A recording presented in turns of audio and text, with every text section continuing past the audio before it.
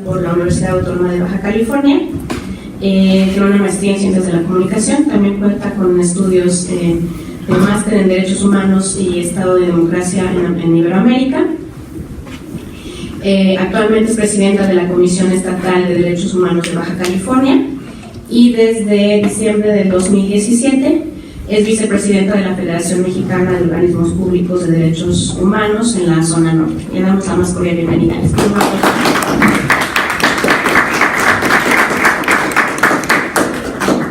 Bueno, también nos acompaña la licenciada Ivonne González Morales, quien es actualmente la segunda visitadora general de la Comisión de Derechos Humanos del Estado de Puebla.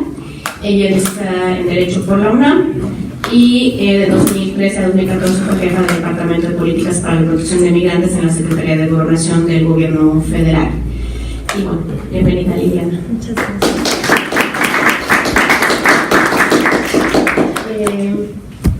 También nos acompaña el licenciado Pablo Rojas Durán, quien es licenciado en Derecho, con maestría en Derecho Constitucional y Gobernabilidad de la Universidad Autónoma de Nuevo León, especialista en Derechos Humanos por la Universidad de Castilla-La Mancha, y actualmente es director del Instituto de Derechos Humanos de la Comisión Estatal de Derechos Humanos de Nuevo León. Gracias, Pablo,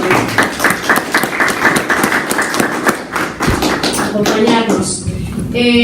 Bueno, quiero aprovechar, obviamente les damos, para nosotros es un gran privilegio poder conversar con ustedes, porque pues a cada uno de ustedes los entrevistamos por separado, pero creo que lo importante de este ejercicio y justo lo que queríamos hacer es que ustedes pudieran compartir sus respuestas entre ustedes, ¿no? Para que pudiéramos aprender de las distintas experiencias que hay en las ciudades, en las entidades federativas en las que ustedes están trabajando.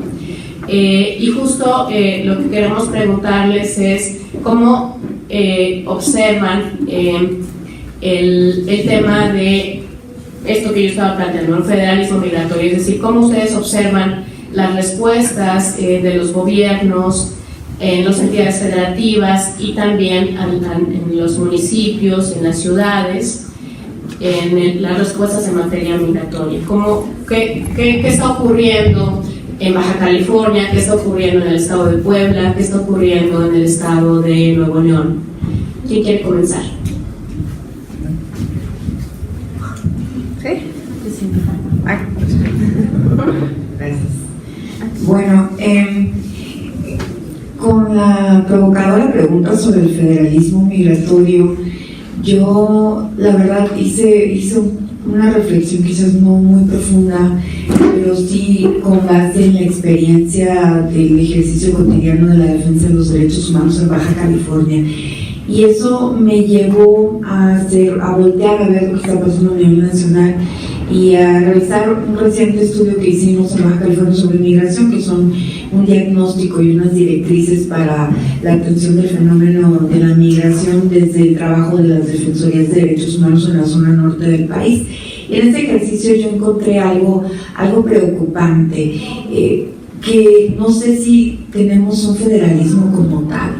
Creo que hay una tendencia hacia el centralismo, hay una tendencia hacia entender ciertas situaciones como responsabilidades únicas del Poder Ejecutivo Federal, y dentro de eso por mucho tiempo creo que estuvo el entender en las entidades federativas del norte que el tema era una responsabilidad del gobierno federal, ¿no? Y por eso tenemos el atraso en algunos estados, y bueno, creo que todos vamos tarde, pero en algunos más que en otros, de contar con legislación propia que regule la atención a personas migrantes, de contar con oficinas de atención a migrantes, de contar con política pública local para la atención de las personas migrantes y la garantía de sus derechos humanos.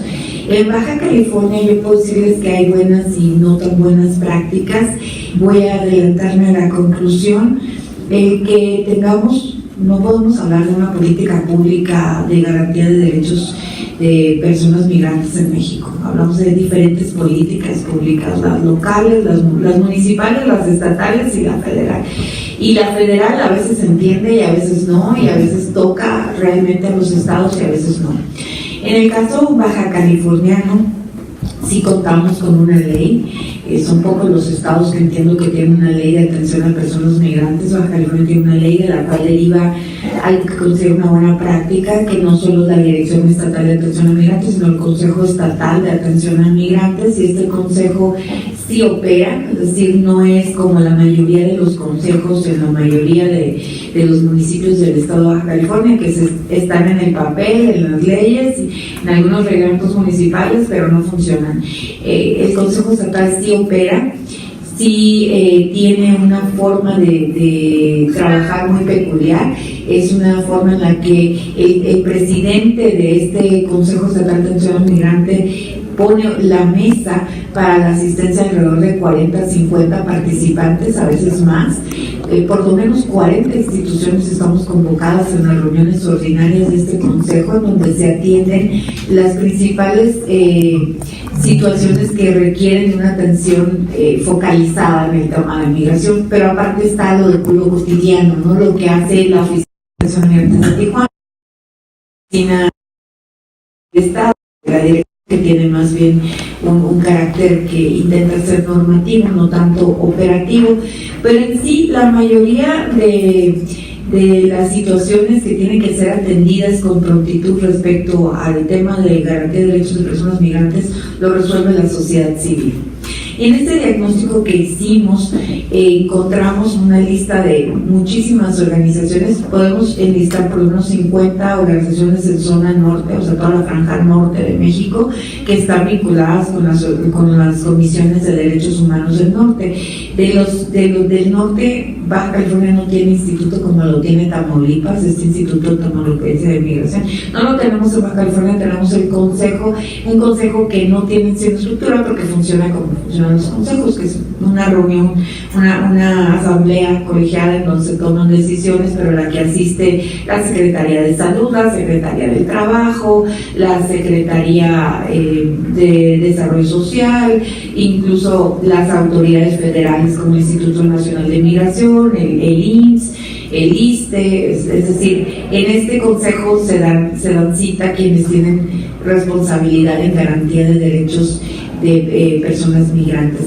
Y algo que ha sucedido a partir de la Comisión Estatal de Derechos Humanos, que surge apenas el 1 de junio de 2015, porque antes era Procuraduría, es decir, sí teníamos Defensoría, somos el primer estado del país en tener una Defensoría de Derechos Humanos autónoma en el 91. Sin embargo, como comisión surge a partir del 1 de junio, que entró como presidenta, y que definimos una área específica de atención. Solicitamos al Congreso una 5ª visitaduría para la Comisión de Derechos Humanos. Se autorizó después de mucho pedir y mucho hacer énfasis en la necesidad de que un Estado que tiene una dinámica que implica la atención constante y especializada del fenómeno de la migración, pues debería tener también su Comisión de Derechos Humanos una visitaduría especializada. Y tenemos la visitaduría 5, en la cual se encuentran personas que no solo atienden el tema, pero que atienden otros, pero tienen la especialización en el tema del fenómeno de migración, y hacemos pues lo que nos corresponde: promoción y defensa de derechos de personas en el estado de Baja California, y por supuesto de personas migrantes, y evidentemente atendiendo el principio de la igualdad y la no discriminación. Sin embargo, sabemos que la Comisión Nacional de los Derechos Humanos sí tiene toda una estructura con un presupuesto bastante fortalecido para la atención de algo que es una responsabilidad también de gran importancia para la Defensoría Nacional. Tan es así que tiene una oficina en Tijuana, muy cerca de donde está la oficina sede de la Comisión Estatal de Derechos Humanos.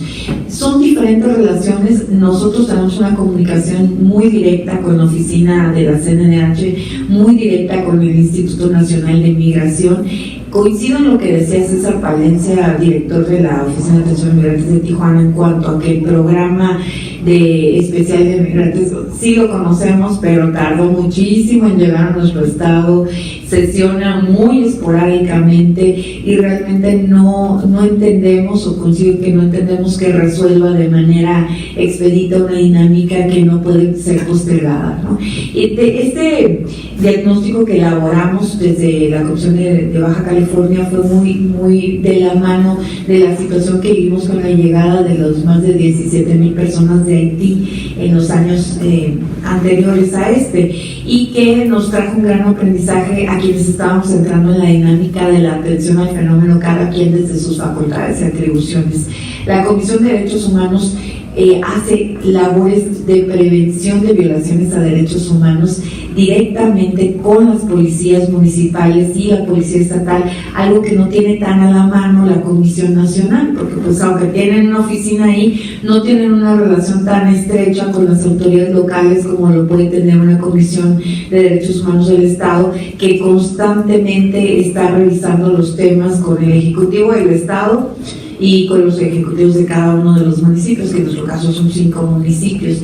Esto nos permite que en los convenios de capacitación que tenemos en servidores públicos, no solo del ámbito de la seguridad, podemos incluir siempre un tema prioritario para el Estado de Baja California y para nuestra Defensoría, que es la garantía de derechos para las personas migrantes, entendiendo que es una dinámica que incluye a los que regresan, a los que salen de Baja California hacia Estados Unidos, a los que pasan por Baja California, que son de México, que son los que tenemos una mesa de atención a personas desplazadas internas, en donde justo estamos documentando esta parte, ¿no? 600, 700 personas esperando una solicitud de refugio en Estados Unidos, que vienen principalmente de Michoacán, y en donde tengo que decirlo, pues se sospecha siempre de la corrupción, ¿no? Porque ¿cómo vas a llegar a la frontera de Tijuana con una carta, a veces firmada por un regidor o una regidora, que te está dando un motivo para que salgas de tu país?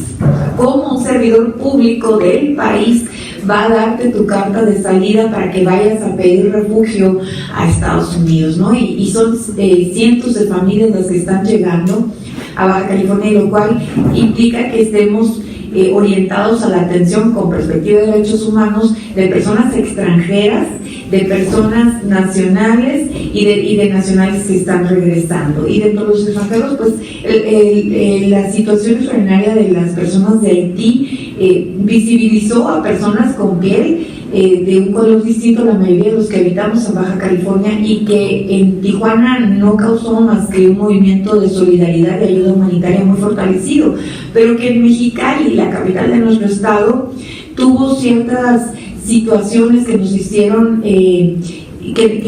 hicieron llevar a cabo acciones de promoción del derecho a la igualdad y la no discriminación, ¿no?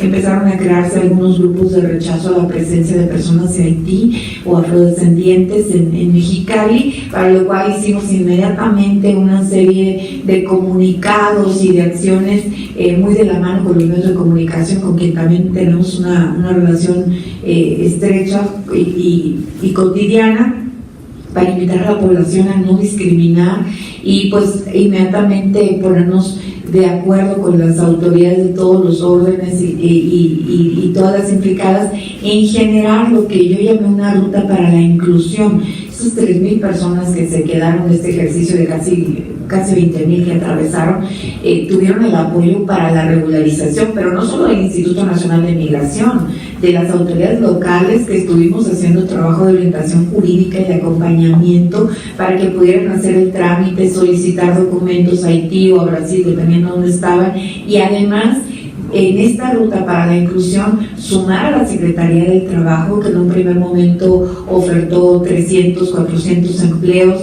sumar a los sectores empresariales, a las cámaras, no solo del sector maquilador, sumar también al sistema educativo del Estado, no a la Secretaría Federal de Educación, al sistema educativo estatal, con los programas para la inclusión de niños y niñas en las escuelas independientemente de su nacionalidad, y luego hacer el trabajo también con la parte del arte, la cultura y el deporte, para empezar a hacer estas ferias de cultura para promover la cultura de Haití. Pero ahorita, si ustedes visitan los albergues en Baja California, en particular en Tijuana, van a encontrar muchas personas de la India, muchas personas de Afganistán, de Siria, de Venezuela, de Colombia, además de las personas que llegaron recientemente en la caravana centroamericana, que están haciendo el paso a Estados Unidos en esta solicitud de asilo, ¿no? de refugio para ellos en Estados Unidos.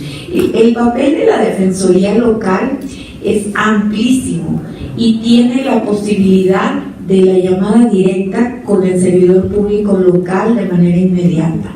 Así es que la defensa de los derechos de las personas en contexto de migración en un estado tiene un gran protagonismo de las defensorías locales, ¿no? Eso es lo que implica, lo que debe de ser desde mi punto de vista, ¿no? Y bueno, en esta cercanía siempre encontramos la oportunidad de acompañar a los líderes de las organizaciones a la presentación de quejas, es decir, no esperar que vayan a nuestra oficina a presentar una queja por una violación a sus derechos humanos, sino tener de manera periódica y con un calendario el módulo de recepción de quejas en cada uno de los albergues, en las zonas, en los puntos de cruce, haciéndoles llegar información sobre derechos de las personas migrantes, pero también dándoles la posibilidad de la presentación de una queja inmediatamente, ¿no? Y sabemos que es difícil el seguimiento, pero una vez teniendo la queja y la ratificación de la misma, independientemente de que la persona se vaya a Estados Unidos o se regrese a su estado de origen, nosotros podemos dar continuidad y pronunciarnos, como fue un caso reciente, y sé que ya me pasé de tiempo, pero les comento, llegan 2 personas monolingües del Mixteco del oeste de Oaxaca, muy jóvenes, una chica de 18 años, su esposo de apenas 20 años, con la intención de cruzar Estados Unidos, y de pronto se piensa que la frontera en el norte es muy porosa, cosa que no es cierto. Es sumamente compleja el cruzar Estados Unidos de manera ilegal y de manera legal también. Y esta pareja llega buscando la posibilidad de cruzar Estados Unidos, la muchacha con un avanzado estado de embarazo, y llegan en el último trimestre, no encuentran la forma de cruzar, evidentemente se les pasan los 3 meses buscando la manera, sin hablar español, y bueno, nace el bebé en el Hospital General de la Secretaría de Salud, y esta niña nace, inmediatamente la llevan a Cuneros, y la chica nunca recibe la información en su lengua porque no tienen un traductor ni una forma de en ese momento llegar la información, pero en español les explican cuándo tienen que visitar a su bebé recién nacido, ¿no? Y ellos esperan recibirla rápido para intentar cruzar de nuevo. ¿Y qué sucede? Bueno, la bebé no recibe la visita en los horarios que el hospital dice, por lo tanto le acusan de omisión de cuidados, dan parte al Ministerio Público, y en el formato se les hace muy sencillo al área de trabajo social ponerle que la madre es consumidora de estupefacientes, cristal, ¿no? Y por eso no fue a ver a la bebé, y la mandan al DIF, y la pequeña va al DIF, y los padres sufren porque no la pueden ver, y en el DIF empiezan los trámites para regresar a un bebé que ha sido retirado del seno familiar. En ese momento alguien nos pone en contacto con una asociación de oaxaqueños en Estados Unidos que va constantemente a Tijuana a visitar a la gente de Oaxaca en la zona este, que conoce del tema e inmediatamente lo hace de conocimiento de la Comisión de Derechos Humanos de Baja California. Nosotros dictamos medidas cautelares en ese momento y al día siguiente la bebé es entregada a sus padres. Sin embargo, esta pareja no quería bajo ninguna circunstancia ni presentar una queja, ni ratificar una queja, ni ir al Ministerio Público, ni a saber nada. Quería regresar de inmediato a Oaxaca. Y evidentemente no tenía las posibilidades ya la chica de amamantar a su bebé, que estuvo separada de ella por 15 días, y tampoco los recursos económicos para estar comprando la leche de fórmula que se requiere, ¿no? Una situación muy trágica, pero inmediatamente la asociación civil los apoya para regresar. Se hace una gestión con el gobierno estatal para regresar inmediatamente con los pasajes a estas personas a Oaxaca. Nosotros dimos seguimiento a la queja y emitimos una recomendación a la Secretaría de Salud por esta situación. Pero esta es una historia que muchas veces pensamos que sucede, estas situaciones le suceden a las personas en el sur de nuestro país, pero Baja California es de verdad un crisol cultural, un lugar donde van a encontrar personas de todas partes y personas que tienen la intención de llegar a Estados Unidos, que se quedan a vivir en el estado de Baja California y que sí son propensas a delitos como la trata, pero que no están en este momento tan propensas como si cruzaran por otra parte de la frontera norte, ¿no? Y esto nos lo trajeron, esta información nos la ratificó las personas que vienen de Haití. Nos decían, es que nosotros hicimos un estudio de las rutas de migración por México desde Tapachula hacia Estados Unidos. La más larga es Tijuana, pero era la menos insegura, y es por eso que preferimos llegar hasta acá, ¿no? Eso es un poco lo que ha sucedido. Yo reitero, creo que hay una tendencia hacia el centralismo. Sin embargo, en los estados en los que hemos asumido la garantía de derechos de personas migrantes como una obligación, porque pues, la Comisión de Derechos Humanos entiende que nuestra tarea es defender los derechos humanos de quien esté en Baja California, no de los baja californianos y baja californianas únicamente, sino de cualquier persona que esté en el territorio de Baja California, ¿no? Y sin discriminación, porque la igualdad es un derecho y es un principio, ¿no? Y yo repito, tenemos que tomar ese protagonismo de la defensa de las personas migrantes, quienes estamos ahí en ese estado, ¿no?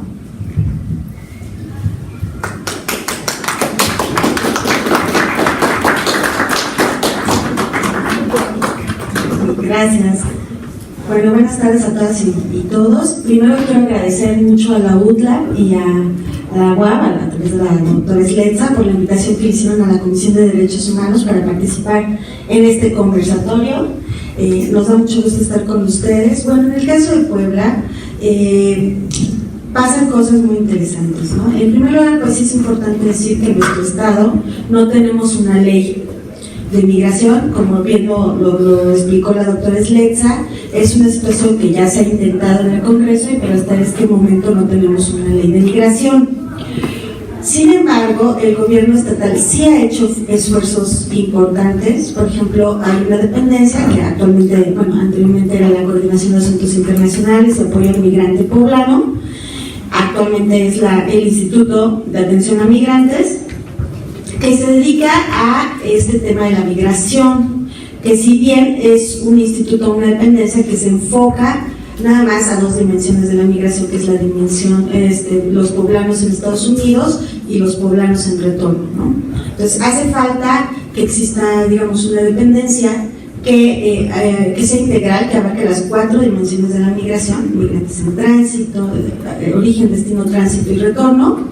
Sin embargo, este instituto y esta dependencia estatal ha hecho esfuerzos importantes y sobre todo, algo que es de resaltar es el esfuerzo de coordinación que ha realizado con distintas instituciones y dependencias de los tres niveles de gobierno, municipal, estatal y federal, para varios proyectos en conjunto. Por ejemplo, actualmente nos encontramos realizando un protocolo de atención a migrantes en retorno en conjunto con la Organización Internacional de las Migraciones. Todas las personas, los actores de la migración aquí en Puebla, digamos, incluso federales, municipales, estamos involucrados en la elaboración de ese protocolo, que es un primer protocolo en el país, que seguramente va a ser muy interesante y de mucha utilidad para los poblanos que regresan, ¿no?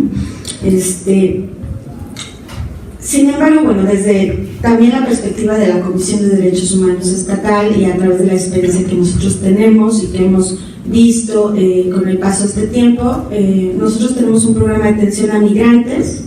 La idea es que trabajamos con las cuatro dimensiones de la migración en diferentes aspectos.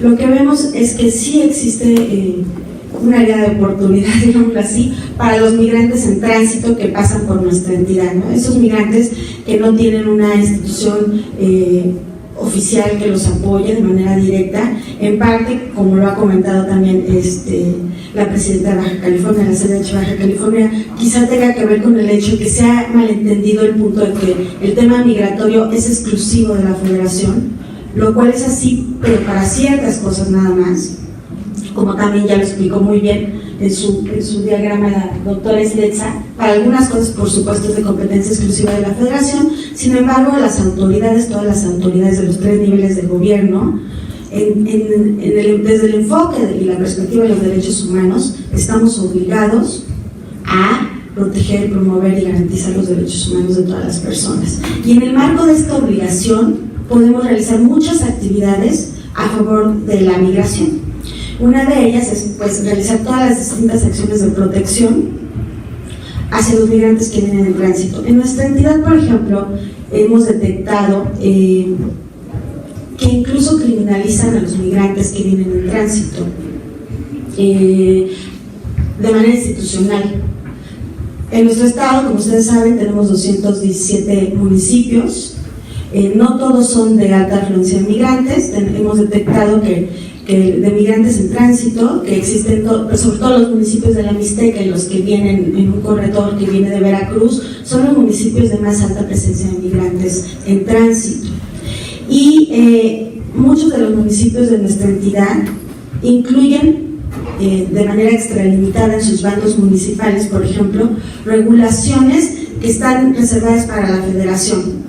Por ejemplo, dicen, si un policía detiene a un migrante indocumentado, se le tiene que presentar al calificador por el hecho de ser documentado, nada más, indocumentado, no por alguna falta administrativa que hubiera cometido, sino solo por ese simple hecho, ¿no? Y está en los bandos municipales, ¿no? Incluso hay un par de bandos municipales que dicen que si un migrante en tránsito es indocumentado y lo detecta la policía municipal, tendrá que presentarlo al Ministerio Público, ¿no? Entonces, estas situaciones que se dan muy comunes de abusos de las autoridades, sobre todo municipales, tienen que ver con esta falta de capacitación en materia de los derechos humanos, pero sobre todo de desconocimiento de las facultades expresas de cada una de las autoridades, ¿no? Entonces, pues más o menos el panorama de Puebla, pues es ese, por cuanto hace los migrantes poblanos en Estados Unidos, por cuanto hace los migrantes en retorno, existen muchas opciones, muchas posibilidades, muchos programas, mucho trabajo coordinado por parte del gobierno, de las entidades y de las organizaciones de la sociedad civil. Es un trabajo que, bueno, está bastante bien coordinado, ¿no? Lo tenemos muy bien ubicado, pero sin embargo, en el caso de los migrantes en tránsito, es necesario también buscar esas maneras de coordinarse entre instituciones para que ellos pues no se queden nada más al margen pues de lo que la sociedad civil quiera apoyarlos, ¿no? Sí, básicamente eso. Falta mucho trabajo en el caso de los migrantes en tránsito. Actualmente somos la única institución, digamos como institución, ¿no? Porque sí hay varias organizaciones de la sociedad civil que apoyan a migrantes. Aquí está el padre Gustavo, a quien frecuentemente le remitimos migrantes que se acercan con nosotros para que puedan hospedarse ahí en el albergue. Pero institucionalmente somos la única institución del Estado, del Estado que los apoyamos, ¿no? De la manera en la que se puede, como ya lo mencionó la doctora Melba. Lo hacemos de diferente manera, ¿no? Lo hacemos desde actividades de protección, pero también de orientaciones jurídicas, de acompañamiento. Ahora con la caravana migrante que pasó también por nuestra entidad, también nosotros estuvimos ahí apoyándolos, orientándolos, recabando quejas, recabando testimonios, en fin, varias cosas que se pueden hacer desde todas las trincheras, ¿no? En cuanto al programa especial de migración en el Estado, a mí me gustaría decir, en efecto sí se conoce, pero se conoce solamente entre los actores de la migración, entre los que nos dedicamos a la migración, que estamos involucrados con las políticas públicas en temas de migración, lo conocemos muy bien. Sin embargo, no es algo que se conozca fácilmente, incluso entre personas de la academia. Bueno, solamente los que se dedican al tema migratorio lo conocen, ¿no? Entonces yo creo que sí es necesario difundirlo más. Hasta donde yo tenía conocimiento, la Unidad de Política Migratoria del Gobierno Federal estaba realizando acciones para la difusión, pero ya para implementarlo dentro de los estados. Entonces, bueno, pues vamos a ver cómo lo implementan de manera exacta, porque bueno, pues en Puebla sí es necesario su difusión. Es un programa integral que abarca las 4 dimensiones. ¿Qué otra cosa les puedo decir? A nivel municipal también se han hecho esfuerzos en Puebla. Existen varios municipios que justamente coordinados por la Coordinación de Asuntos Internacionales de Apoyo al Migrante Poblano, abrieron sus oficinas municipales para la atención a migrantes, así acercando los servicios a los migrantes, a las personas de esos municipios que no pueden venir a Puebla a realizar trámites, o que tienen un familiar en Estados Unidos a quien no localizan, tienen un familiar en Estados Unidos que está detenido, tienen un familiar en Estados Unidos que pues necesita el apoyo para la repatriación de un cadáver, en fin, todo eso. Las oficinas municipales abrieron sus servicios y ha resultado una práctica muy buena. A nivel federal de repente un poco cuestionada, porque como los municipios tienen esas oficinas de atención a migrantes. Sin embargo, en la práctica nosotros podemos ver en Puebla que ha resultado muy favorecedora para las personas que sí en verdad han acercado servicios, pero reiteramos, estos servicios son principalmente enfocados para poblanos o para personas poblanas que están en Estados Unidos, pero no para los migrantes en tránsito.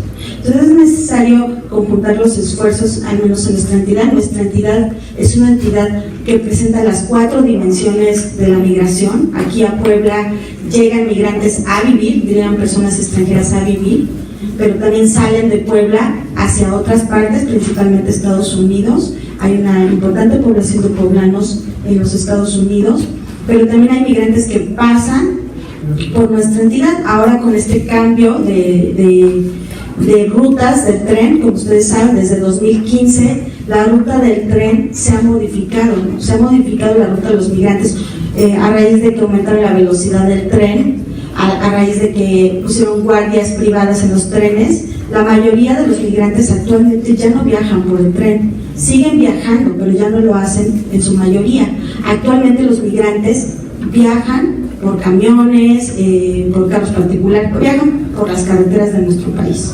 Y por eso pues se han aumentado los operativos en las carreteras.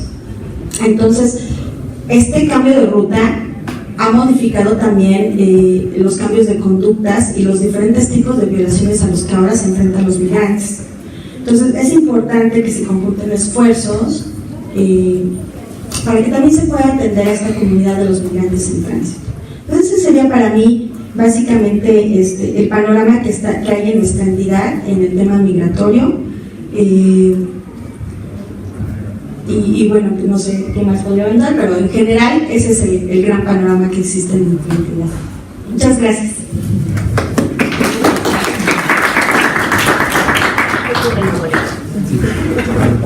Pues al igual que como se ha hecho, pues agradecer a los organizadores de este evento y también con quien comparto el pan, a la Comisión de Baja California y también de Puebla. Pues muchas gracias por permitirme estar con ustedes.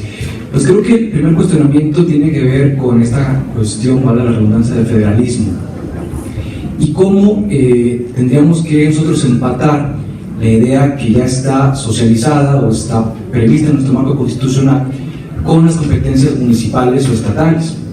Porque si bien sabemos el tema migratorio se ha dejado históricamente a la federación, y no solamente en México sino en diferentes países, como una potestad viable de los estados soberanos. Es decir, es viable y en la comunidad internacional se ha coincidido en ello que el flujo migratorio pueda ser regular, que haya un control migratorio y que corresponde entonces a cada estado realizar los mecanismos que aseguren este control o este flujo. Pero eso ha sido para la federación, eso ha sido lo que se le determinó a la federación y no tanto a los demás miembros del pacto federal. ¿Qué le toca entonces hacer a los que están en el pacto federal? Pues yo creo que ahí nos va a resolver bastante el paradigma constitucional, bueno, sobre todo en materia de derechos humanos, que es en donde trabajamos nosotros. Nos va a resolver muchas dudas el pacto federal, el paradigma constitucional de junio de 2011. En junio de 2011 llegamos, como todos o todas saben, a una reforma en México en materia de derechos humanos que estableció con claridad las obligaciones que tienen las autoridades, no solamente federales, sino todas las autoridades. De hecho, hasta decíamos nosotros, como a manera de broma, ¿por qué el legislador, por qué el constituyente del 2011 decidió determinar que fueran todas las autoridades del Estado mexicano, pudiendo solamente decir las autoridades del Estado mexicano. Pero el énfasis era ese, que todas tenían una potestad y tenían una atribución y una obligación de emprender medidas administrativas, legislativas o judiciales para proteger, promover, garantizar y promover los derechos humanos. Después de esta reforma constitucional, pues se estableció una base para el Estado mexicano, que no solamente estaba sustentada en la legislación, que ese es el gran paradigma. No estamos basados exclusivamente en la legislación, sino estamos también obligados a proteger aquellos derechos establecidos en la Constitución y en los tratados internacionales. Y cuando la normativa reglamentaria, circular, acuerdo, ley local, ley federal, no sea compatible con esos tratados internacionales, tendríamos que proceder a un proceso de interpretación conforme, se le denomina, buscando la protección más amplia de las personas. Y entonces esto que se llamó el nuevo paradigma constitucional ya dio una apertura inmensa a las potestades competenciales de autoridades tanto federales como estatales y municipales.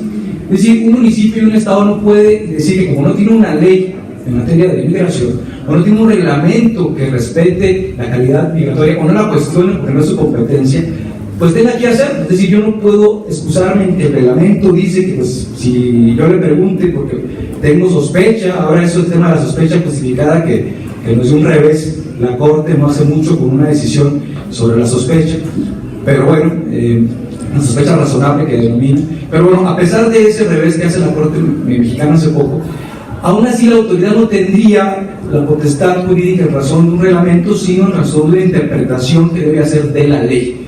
Y si yo soy el garante de los derechos, si yo soy el garante con base en el artículo 133 y primero constitucional, pues debo eximir o debo no realizar aquella conducta que vaya en detrimento de los derechos humanos previstos en tratados o en el mismo marco jurídico nacional, porque la ley de migración que se menciona en el 2011, pues aunque sí tiene muchas áreas de oportunidad y fue muy criticada también por la premura en la que fue aprobada, pues también nos ofrece un marco jurídico de protección, de garantía para las personas en situación de migración. Entonces creo que desde el punto de vista del federalismo tendríamos que revisar nuevamente, por ejemplo, entre otros documentos, el expediente Varios.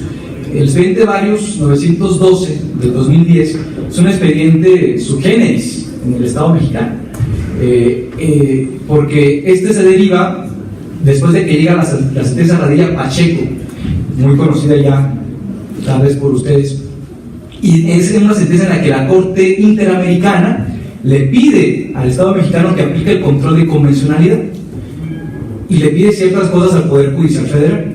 El Poder Judicial Federal dice, bueno, pero ¿qué vamos a hacer nosotros? ¿Cuál es nuestro ámbito de competencia? Y hacen esto que es muy, les digo, muy sui generis, abren un expediente Varios, ¿no?, para analizar en qué medida esta sentencia Radilla Pacheco iba a impactar en las resoluciones mexicanas o en el control de convencionalidad en México. Pero creo que lo más interesante de todo este documento, que les recomiendo por favor que lo analicen, es que nos da un modelo de control de convencionalidad y de constitucionalidad. Y dice, a ver, el control concentrado le toca al Poder Judicial Federal, el control concentrado por determinación constitucional al Tribunal Electoral, el control difuso a los jueces federales y locales, o sea, abre la puerta, y luego dice, y la interpretación más favorable de la norma a todas las autoridades. Es decir, la interpretación se vuelve a enfatizar y a subrayar en este expediente Varios, de tal forma que todas las autoridades en México, en razón del artículo primero y los tratados internacionales, tienen el deber de buscar siempre la protección más amplia en una interpretación normativa. No es sin aplicar la norma, es darle una interpretación en sentido amplio, como también lo explicará ahí la Corte. Entonces, creo que si leemos el federalismo en materia migratoria y en materia de protección a derechos humanos de las personas migrantes, tenemos forzosamente que seguir sensibilizando y buscando que las autoridades pues reconozcan este nuevo modelo constitucional en México. Ahora, eso lleva mucho tiempo y a lo que se le está apostando pues es a tener legislaciones, porque aunque la autoridad dice pues sí, yo sé que está ahí el artículo primero, yo sé que hay una interpretación conforme, pero si no hay una ley, yo sigo con mi principio de legalidad, ¿no? Que es algo que nos reiteran constantemente en todos los casos, y en las recomendaciones que emitimos en la comisión también es un tema fundamental, donde les pedimos, es que usted está obligado a hacer interpretación conforme y por favor inscriba a esa persona, registre a esas mujeres que quieren casarse. No quieren hacerlo porque dicen que bajo el principio de legalidad pues no pueden aplicar otra norma. Entonces nosotros como comisión lo que hicimos el año pasado es que en conjunto con organizaciones de la sociedad civil, con trabajos que hicimos con Casa Monarca, en su momento también con Casa Nicolás, con la Facultad Libre de Derecho, pues presentamos una iniciativa de ley, que eso fue un ejercicio dentro del área de promoción. Las comisiones de derechos humanos tienen dos grandes vertientes para quienes siendo estudiantes no tengan esa concepción. Las comisiones recibimos quejas cuando hay presuntos abusos de poder por parte de autoridades, en el caso de los estatales, pues municipales o del estado respectivo, no federales. También hay un tema ahí competencial que a veces lidiamos con la Comisión Nacional de los Derechos Humanos. Entonces recibimos quejas por abusos de poder de este tipo de autoridades estatales y municipales no federales. Es decir, no pudiéramos conocer de una queja contra un servidor del Instituto Nacional de Migración. Entonces tendríamos que remitirla a la CNDH. Entonces también eso hay que especificarlo. Pero sí de las autoridades estatales y municipales. Pero aparte de esta tarea de protección, realizamos tareas de promoción para sensibilizar, dar a conocer y emprender proyectos de propuesta de política pública o legislativa.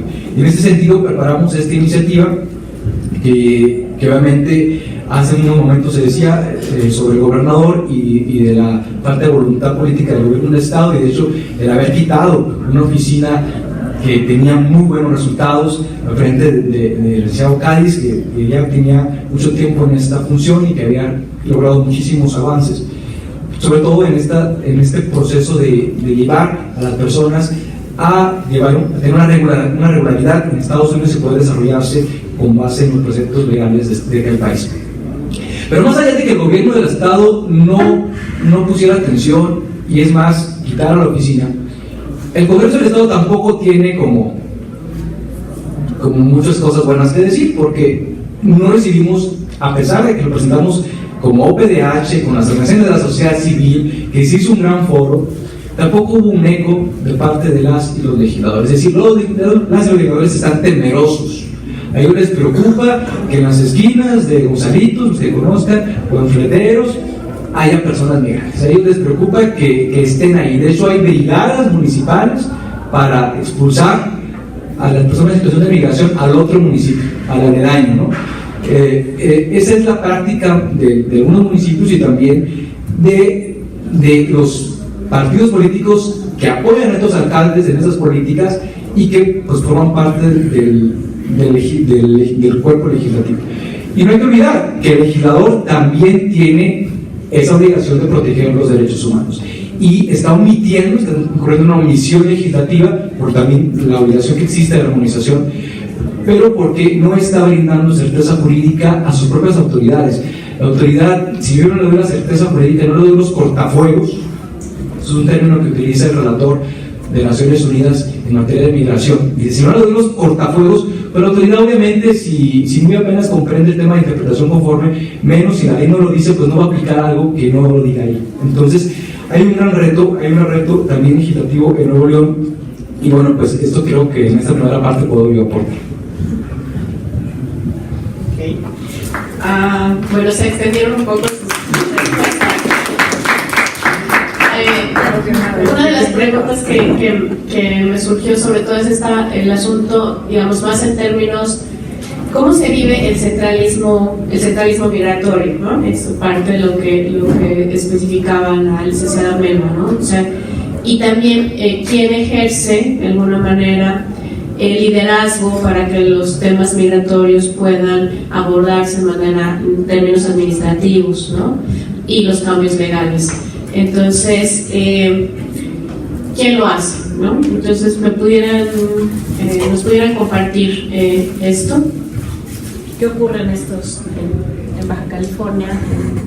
En Baja California quiero decir que padecemos el centralismo, no solo en el tema de migración. Somos, yo a veces digo de broma que somos lo más alejado de la capital de nuestro país, porque si ustedes toman un vuelo desde la Ciudad de México, el vuelo más largo va a ser a Tijuana, entre 3 y 3:20, ¿no? 3 horas o 3 horas 20, pero no va a haber otro punto del país en el que se tarden tanto tiempo en llegar. Y yo creo que esto influye para que muchas autoridades federales, no solo en el tema de migración, no estén, no vayan, no visiten, no vean, no conozcan y tomen decisiones precisamente así sin conocer una realidad. En el caso de Baja California, sin conocer una realidad fronteriza. Y esto afecta particularmente el tema de los presupuestos asignados en los fondos, o los llamados fondos de migralidad, en donde toman en cuenta Baja California en el tema del índice de desarrollo, toman como base incluso lo que dice el INEGI de que somos menos de 4 millones de habitantes, pero realmente creo que no toman en cuenta la cantidad de personas que atraviesan por el estado de Baja California o que permanecen en el estado de Baja California y que ni se van a ver reflejadas en el censo ni van a ser suficientemente bien atendidas por las diferentes instituciones del estado. Eso es en forma sucinta el panorama del padecimiento del centralismo. Yo creo que el senador, el diputado y el titular de una institución ejecutiva del Ejecutivo Federal que no pisa un estado y que no conoce la dinámica, difícilmente toma decisiones adecuadas a la realidad. Entonces, reitero, padecemos el centralismo en México en el tema de migración. Y el tema de quién toma el liderazgo, yo quiero compartirles que desde la experiencia de la Comisión de Derechos Humanos de Baja California en estos casi 3 años, quien había tomado el liderazgo de la atención al fenómeno de la migración en el Estado, realmente, líder real, era la sociedad civil. La sociedad civil a la que sí se le daba voz, o se le sigue dando voz en el Consejo Estatal de Atención a Migrantes, ¿no? Voz con micrófono para la exigencia válida y respuesta ahí mismo para la exigencia. Y en este consejo, quien ha marcado el paradigma de la atención a personas en contexto de migración desde el respeto a sus derechos humanos es la Comisión de Derechos Humanos de Baja California. Es decir, cuando se propone una solución, un programa o una alternativa, tiene que ser en los parámetros del respeto y garantía de derechos humanos, y para eso está la Comisión de Derechos Humanos ahí, ¿no? Cuando se hacen estos proyectos de vamos a limpiar el bordo, dijeron en alguna ocasión, ¿no? ¿Eso qué quiere decir? Que un canal que era un río y que ahora es un lugar en donde se reúnen personas migrantes, pero también personas en situación de calle, les molestaba a muchas personas que hubiera gente ahí, ¿no? Decían, da mala imagen porque es la zona por la que pasan los estadounidenses que vienen de San Diego hacia Ensenada, y pasan por ahí y ven a muchas personas en situación de calle, muchos que son mexicanos que regresaron, otros que son migrantes extranjeros, pero sobre todo personas en situación de calle, y la mayoría con alguna situación de adicciones. Entonces, ante este tipo de proyectos, la Comisión de Derechos Humanos alza la voz, ¿no? Y dice, momento, todos los proyectos o todas las acciones tienen que ser con base en el respeto a los derechos humanos, y ese es nuestro papel como órgano de vigilancia y de monitoreo del cumplimiento de derechos en este y en otros espacios en donde se toman decisiones para la atención a las personas migrantes. Y también quiero decir y en las recomendaciones que hemos hecho, como la recomendación general 1 del 2017 en cuanto a la atención a personas en contexto de movilidad humana, que fue más que nada para personas en situación de calle, implicó que el gobierno de Mexicali acelerara el proceso de hacer una casa refugio para personas migrantes en situación de calle, que por las condiciones del clima extremo en Mexicali, en verano llegan hasta los 56 grados, lo he vivido, y en invierno baja mucho la temperatura, pues hay un refugio temporal en unas canchas de una unidad deportiva que ponía el gobierno. Ahora esto se va a convertir en un refugio permanente que que tiene un programa de atención psicológica y atención médica y trámites para obtener documentos de identidad y bolsa de trabajo para personas migrantes o personas en situación de calle, ¿no? Y esto el gobierno municipal lo da a conocer a partir de la recomendación y como una forma de respuesta. Es decir, tenemos varias maneras de influir en que la atención a la migración en Baja California sea desde el respeto a los derechos humanos. Sin embargo, quiero decir que el protagonista real o la protagonista real del tema en el Estado es la sociedad civil. Gracias. Bueno, respecto al centralismo en Puebla, es muy interesante escuchar a mis compañeros de la mesa porque no es la misma experiencia la que se vive en la frontera norte que en la frontera sur, que en el centro del país, en materia migratoria. Y bueno, yo creo que en todos los temas, ¿no? La perspectiva que ellos tienen es incluso en muchas ocasiones muy distinta a lo que nosotros vivimos en Puebla. Nuestra entidad pues está en el centro del país. Aún así, sí podemos distinguir algunos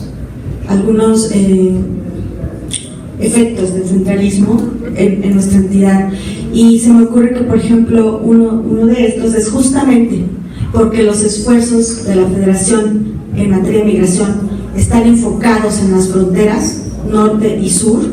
A veces se olvida que en Puebla también en Puebla y en todos los estados del centro también presentamos problemáticas migratorias en las 4 dimensiones de la migración.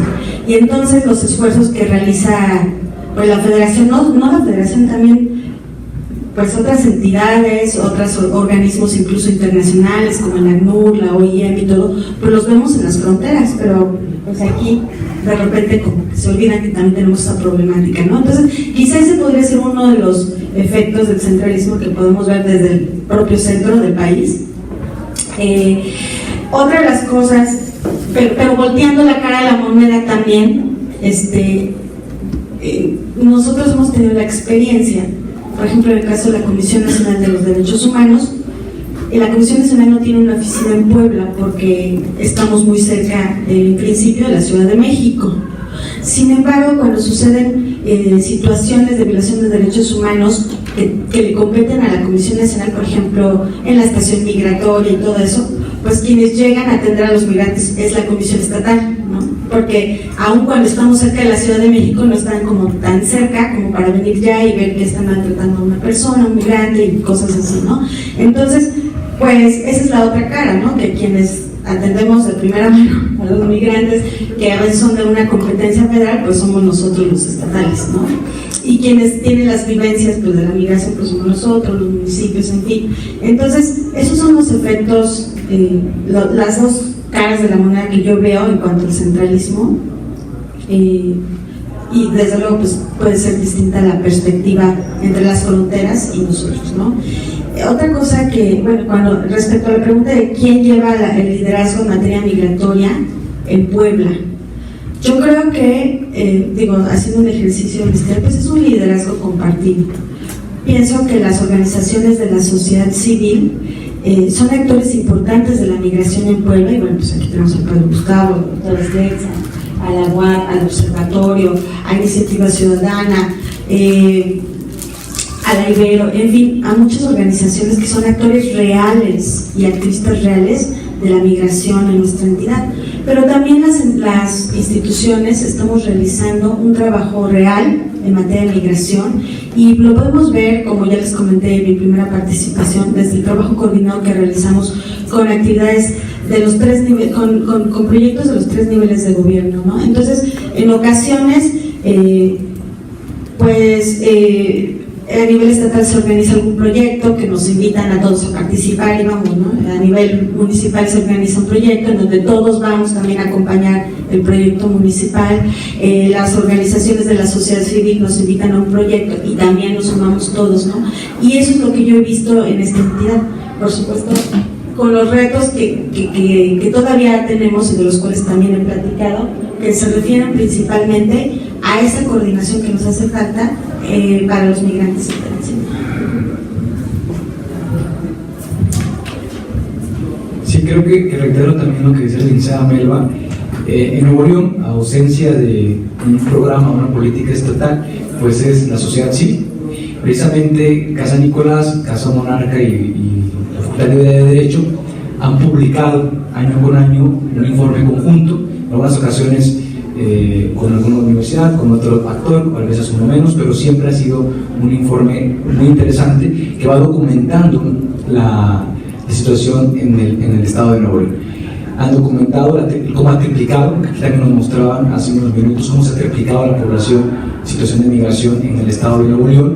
También han determinado, por ejemplo, la periodicidad o el tiempo en el que se mantienen en el estado, que va de 15 días a un año. También la vulnerabilidad de la que son objeto durante el paso que viven, las extorsiones de las que tienen también. Y en eso creo que ellos son los principales actores, los que principalmente están moviendo la política en la atención a personas en situación de migración. ¿Quién debería llevar la política? Entonces, en la propuesta de ley fue un debate interesante. O sea, ¿quién le tocaría? ¿A la Secretaría de Gobierno? ¿Le tocaría a la Secretaría de Economía y del Trabajo? Porque ahora también con el nuevo gobierno estatal se fusionó economía con trabajo. Desarrollo social, por ejemplo, desarrollo social es la que ha realizado algunas acciones con algunas otras PCC. Una de ellas realizó un foro hace poco, Paso de Esperanza, y lo hizo en conjunto con desarrollo social. Es decir, hizo esta acción el gobierno del estado en apoyo a un evento académico de análisis sobre la política migratoria en el estado de Nuevo León y sus municipios. Entonces, ¿quién debería llevar en el estado esta política? Ese sería un importante debate. O si también deberíamos determinar qué le toca a cada quien y qué no le toca a cada quien, porque también creo que eso es importante en la ley clarificar. Por ejemplo, en materia laboral, si bien es cierto, el mismo relator en temas migratorios de Naciones Unidas ha dicho que el Estado no está obligado a abrir canales laborales para quienes no tienen una situación regular en su país, o sea, los ponen en esos términos, dice, pero quien ya está trabajando, quien ya está ejerciendo sus derechos laborales, pues tienen que respetarse los mismos. Es decir, en ese sentido, la Secretaría de Trabajo, o en este caso la de Economía y Trabajo, tendría que contar con un protocolo donde revisen las condiciones laborales que ahí se viven en las empresas en Nuevo León, que ustedes saben hay bastantes, es una zona industrial en el país, y también vigilar que las personas en situación de migración que ya laboran en ese lugar, pues también sean beneficiarias de todas las prestaciones sociales que se derivan de una relación laboral. Si bien es cierto, les insisto, el estándar internacional no obliga a los países a abrir estas opciones laborales, sí obliga a respetar los derechos de quienes ya ejercen un oficio o un trabajo en sus países. Eso está muy claro en un informe del relator de Naciones Unidas. Entonces tenemos que determinar esas cuestiones. Ahora, insisto con el tema de los cortafuegos. Si determinamos que solamente el Instituto Nacional de Migración es el competente para preguntar sobre tu calidad migratoria, las demás autoridades no deberían hacer este sesgo, ni tendrían que preguntar el por qué o para qué o de dónde vienes. Resultaba también algo curioso cuando recibíamos algunas quejas y algún policía nos decía, pues yo le pregunté, no, me acerqué con la persona y ella me dijo solita, oh, soy de Guatemala. Es que ella solita le dijo, que ella no le preguntó si era de Guatemala. Entonces cuando le dijo soy de Guatemala, pues procedió a llevarla ante la autoridad competente, ¿no? Que ella no le había preguntado. Entonces es como la táctica que utiliza el policía municipal, pues para eximirse de esa responsabilidad. Entonces no tiene que hacer eso la autoridad municipal, no tiene que hacer eso el policía, la policía. Lo que sí tenemos también que ver es en la política estatal cómo lograr que quienes están en una situación irregular puedan acceder a los otros servicios como educación, como salud. Entendemos que el tema de salud de urgencia pues no debe negarse, y si se niega pues es una responsabilidad también que puede ser hasta de carácter internacional. Pero quienes se dedican o quienes quieren permanecer más tiempo en el Estado pues requieren también medidas para integración. El problema no es tanto en quienes vienen de retorno, porque también ha habido políticas de incorporación, las empresas han estado abiertas, a incorporar a trabajadores y trabajadoras migrantes, o personas que regresan a México. El problema es que no quieren tener problemas al contratar a quien no está en situación irregular. Entonces tenemos que buscar alternativas. Un tema interesante, que también muy cuestionado, y que me gustaría conocer la opinión de sociedad civil, también de acá de Puebla, es el tema de los registros. Comúnmente cuando se habla de registros en derechos humanos siempre hay como una alerta. Se quiere criminalizar a las personas.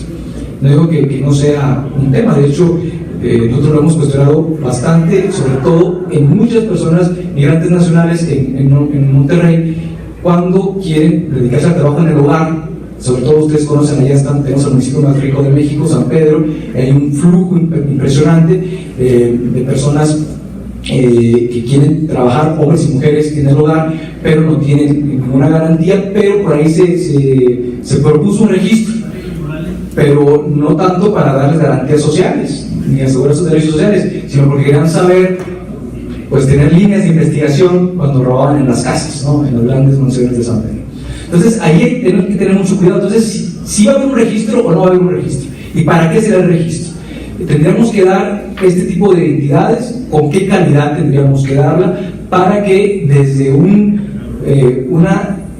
qué mecanismo tendríamos que utilizar para que desde la obligación estatal y municipal de garantizar los derechos no opere, o más bien dicho, opere el principio de no discriminación y de igualdad independiente de la situación migratoria. Esto se insiste en múltiples tratados y documentos internacionales. Asegúrese sus derechos independientemente del estatus migratorio. Sí, pero eso ¿cómo lo aterrizo? Tengo que tener un documento provisional que genere el Estado, que genere el municipio, para de esa manera pues que puedan acceder las personas en situación irregular a la escuela y también pues al trabajo. Entonces ahí está la gran indefinición, y bueno, ojalá que podamos recibir retroalimentación de ustedes para hacer las propuestas respectivas. Muy bien, por cuestiones de tiempo entonces vamos a abrir el foro por si alguno tiene alguna pregunta. Les pido ser muy concretos. Pueden levantar la mano si desean hacer alguna pregunta. Les damos el micrófono. ¿Alguien tiene una pregunta? El padre Gustavo, por favor. Pregunta.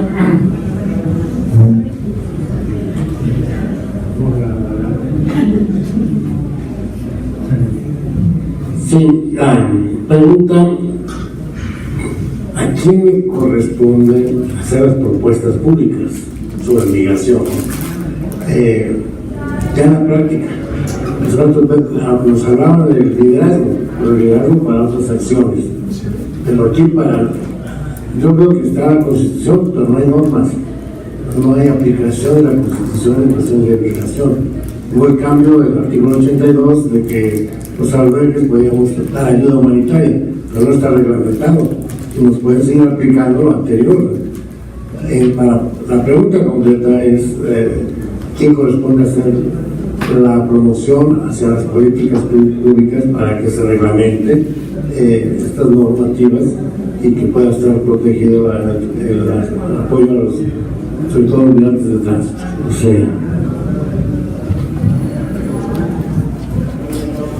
¿Alguna otra pregunta?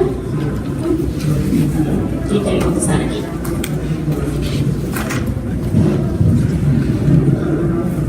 Bueno, en cuestiones competenciales, cuando sea, por ejemplo, el tema migratorio, el Congreso de la Unión tiene la facultad exclusiva para regular esta materia.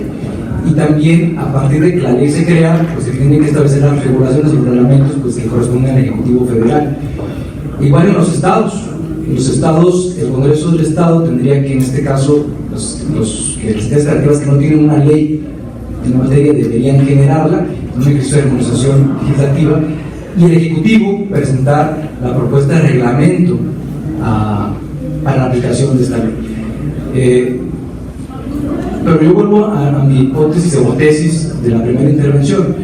Independientemente de que esto no exista como tal, la autoridad ya está obligada a hacer una interpretación, no solamente con base en lo que está reglamentado a nivel local, sino con los tratados internacionales y la jurisprudencia internacional, que tampoco es mucha en comparación con otros temas. De hecho, si nos preguntamos cuál es el único comité de Naciones Unidas que no opera, pues es el de la Convención de Migrantes, es decir, no tiene facultades de recibir denuncias. Creo que 2 países nada más han firmado esta posibilidad de competencia, ocupamos 10. Entonces, es una convención que tardó bastante en llegar a dar a luz, pero tampoco es aplicable.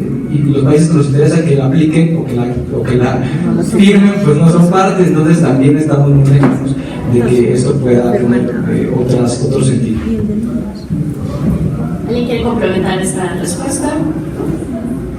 Bueno, pues por cuestiones de tiempo vamos, y ya que están también presentes los que continúan en la siguiente mesa de diálogo, les agradecemos muchísimo su participación, el poder haber compartido sus experiencias, también que estamos grabando y pues estas grabaciones son importantes para el proyecto y para la difusión también a otras personas interesadas en el tema.